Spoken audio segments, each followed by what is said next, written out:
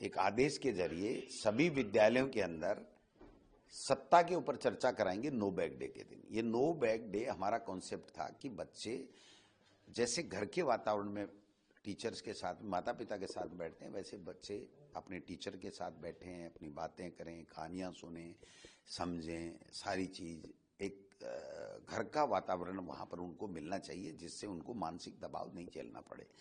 अब इन्होंने किया है कि सत्ता के ऊपर चर्चा करेंगे, यानी सत्ता पे ये चर्चा ये करेंगे, जो मैं समझ पाया हूं कि बहुमत आ जाए तो फिर विधायकों की राय की जरूरत नहीं है, दिल्ली से पर्ची आए और मुख्यमंत्री बन जाए, चाहे वो अनुभव रखता हो या नहीं रखता हो, उससे शासन संभले या नहीं संभले। शायद ये पढ़ा उस सत्ता की चर्चा करेंगे कि एक कैबिनेट मंत्री अपनी ही सरकार पे 8 करोड़ रुपए बजरी चोरी का जो है एक दिन के अंदर, एक महीने के अंदर 8 करोड़ रुपए प्रतिदिन की चोरी का आरोप लगाए और सरकार कोई जवाब नहीं दे। शायद ये पढ़ाएंगे कि सत्ता के अंदर एक कैबिनेट मंत्री अपनी जासूसी के लिए मुख्यमंत्री के ऊपर सीधा आरोप लगाए। शायद ये पढ़ाएंगे कि जो मंत्री हैं वो उनकी अधिकारी नहीं माने।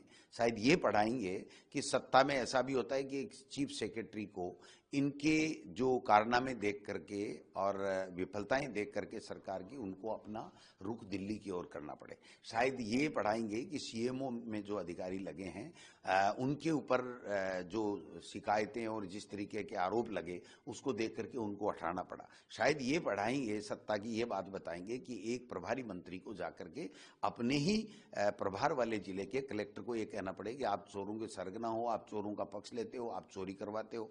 मैं समझता हूं कि शायद ये पढ़ाएंगे कि काम करने की आवश्यकता नहीं है, यहां तो दुपट्टा भेंट मोदी जी को और अमित शाह जी को कर दो और उसके बाद में 40 चक्कर लगाने के बाद में 40 रुपए का काम भी मुख्यमंत्री लेके नहीं आए। शायद ये पढ़ाएंगे कि झूठ बोलो, जोर जोर से बोलो, लोगों को भ्रमित करो, काम करने की आवश्यकता नहीं है।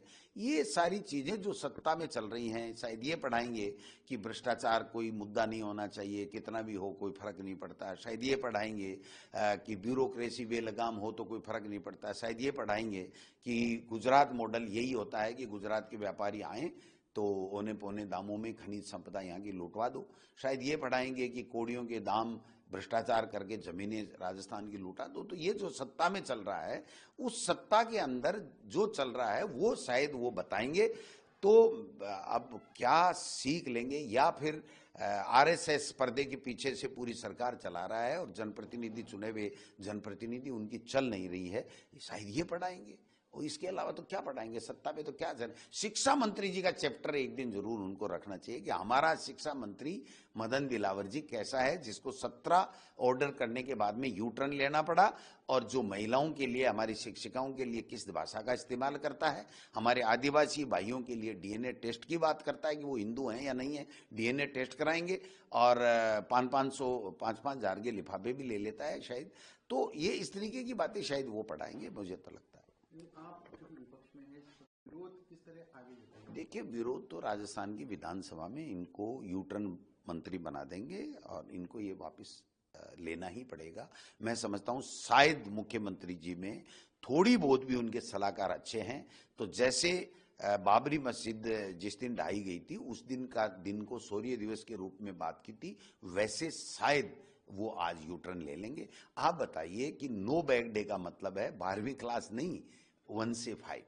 अब 1 से 5 वाले बच्चे जो नो बैग डे के दिन वो सत्ता के ऊपर चर्चा करेंगे कि सत्ता कैसे होनी चाहिए, कैसे झूठ बोलना चाहिए, कैसे आरएसएस की शाखा में जाना चाहिए, कैसे चुने हुए जनप्रतिनिधियों के ऊपर आरएसएस को हावी रहना चाहिए, ये बातें पढ़ाएंगे क्या?